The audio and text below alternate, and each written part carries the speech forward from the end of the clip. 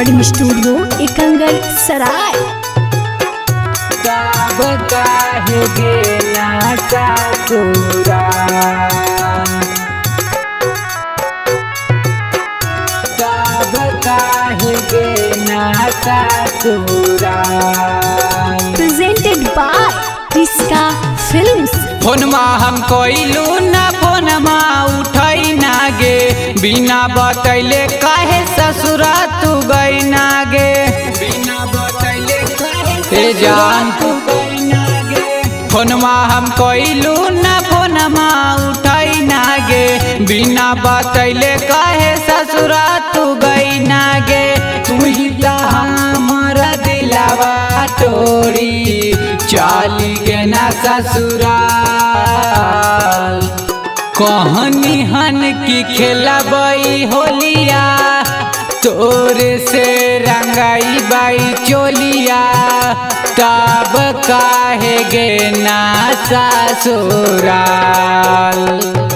ए गे कहनी हन की खेलबई होलिया, तोरे से रंगाई बाई चोलिया। तब काहे गे ना ससुराल, तब काहे गे ना ससुराल, तब काहे गे ना ससुराल। कहेला हमारा से कोई गद्दारी, बिना बतैले चली गेनी ससुरारी, बिना बतैले चली गेनी ससुरारी। कहेला हमारा से कोई गद्दारी, बिना बतैले चली गेनी ससुरारी। तो कहनी सातो जन्म तक देबऊ तोरे साथ रे जनुआ। तो काहे छोड़ी चली गेनी हमार हाथ गे जनुआ। हो जहा कौना नमा हमारो रंगला तोरे चोलिया। कहनी हन की खेलबई होलिया, तोरे से रंगाई बाई चोलिया। तब काहे गे ना ससुराल,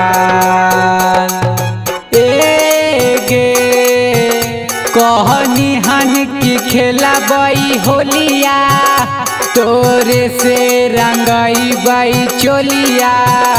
तब काहे गे ना ससुराल,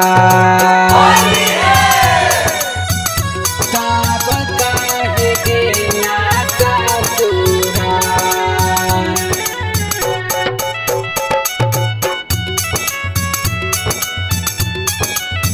रिस्का रिकॉर्डिंग स्टूडियो एकंगर सराय। जब जब याद तोरे आबौगे सिलावा, तब तब हमारो तारो गो हौ दिलावा, तब तब हमारो तारो गो हौ दिलावा। जब जब याद तोरे आबौगे सिलावा, तब तब हमारो तारो गो हौ दिलावा।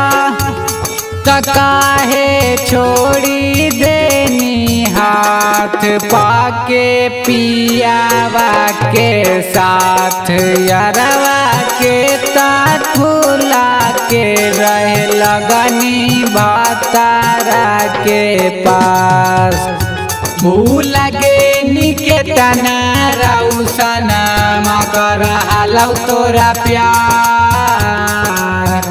कहनी हन की खेलबई होलिया, तोरे से रंगाई बाई चोलिया। तब काहे गे ना ससुराल, ए गे कहनी हन की खेलबई होलिया, तोरे से रंगाई बाई चोलिया। तब काहे गे ना ससुराल। रिस्का रिकॉर्डिंग स्टूडियो एकंगर सराय।